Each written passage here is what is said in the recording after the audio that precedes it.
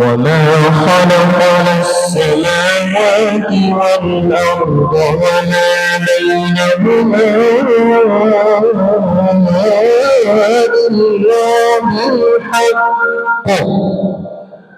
লক্ষ্যকে পৌঁছানোর জন্য আমরা আমাদের একজন নেতা হিসাবে, কান্ডারি হিসাবে, আমরা দেশে এবং বিদেশে একজন খ্যাতিমান একজন শিক্ষাবিদ, যিনি ইউনিভার্সিটি অফ লন্ডন থেকে এই শিশু শিক্ষার উপরে পিএইচডি করেছেন, আমার সম্মানিত ওস্তাদুল আসাদ ডক্টর আবুল কালাম আজাদ হাফেজাহুল্লাহ, তিনি আছেন এই স্কুলের প্রিন্সিপাল হিসাবে। তো ইনশাআল্লাহ আপনাদের সকলের সার্বিক সহযোগিতায়, আপনাদের দোয়ায় ইনশাআল্লাহ, এবং আপনাদের সন্তানদেরকে এখানে দেওয়ার মাধ্যমে ইনশাআল্লাহ আমরা আমাদের স্কুলকে আমরা সামনে এগিয়ে নিয়ে যাব। আপনারা সবাই দোয়া করবেন, আমরা সব উপকৃত হব। আত্মাকা স্কুল এন্ড তাহফিজ আসলে সবার, আমাদের আপনাদের সবার।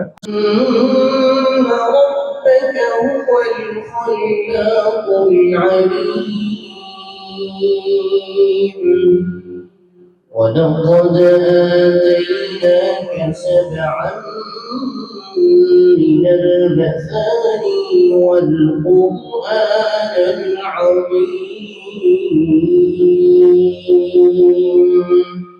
لا تمدن عينيك إلى ما متعنا به অন্তকার মাহবুবুল হক, যেহেতু উনি আসছেন, ইনশাআল্লাহ ওনাকে আমরা অনুরোধ করবো তার সবার থেকে একটু বরকত নেবো, যেহেতু সময় কম সংক্ষিপ্ত। তারপরে ইনশাআল্লাহ 2-3 মিনিট ইনশাআল্লাহ তেলাওয়াত উনি শোনাবেন। তারপর আমরা বেশিক্ষণ নাই ইনশাআল্লাহ, আপনাদের কষ্ট দেব না, আমরা বাকি আমি কিছু তেলাওয়াত করে তারপর ইনশাআল্লাহ আমাদের সবার মুরব্বী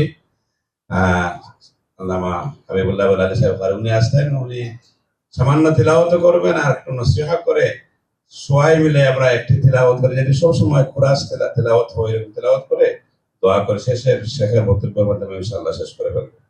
আমরা বেশি লম্বা করবো না, আপনারা একটু বসুন ইনশাআল্লাহ।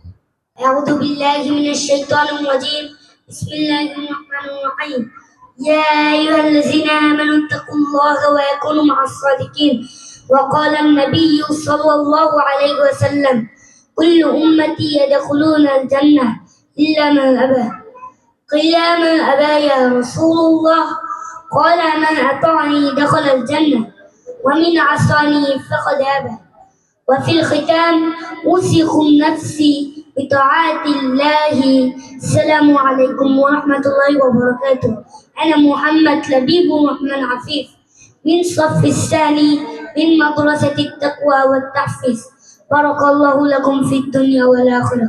السلام عليكم ورحمة الله وبركاته. أنا من الصف الثاني من مدرسة التقوى والتحفيظ وشندرها. الحمد لله والصلاة والسلام على رسول الله، أما بعد، فأعوذ بالله من الشيطان الرجيم بسم الله الرحمن الرحيم. لقد كان لكم في رسول الله أسوة حسنة صدق الله العظيم.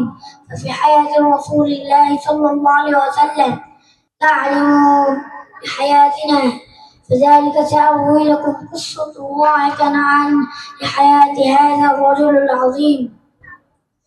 كان النبي محمد صلى الله عليه وسلم طفلا طيبا صادقا، وكان الناس يحبونه. عندما عاش مع حليمه صار البيت فيه خير كثيرا. كبر النبي صلى الله عليه وسلم وهو يسعد الناس ولا يكذب ابدا، لذلك سماه الصادق الامين. نتعلم منه ان نكون طيبين ونكون الحقيقه دائما، وهو أسوة لنا في حياتنا.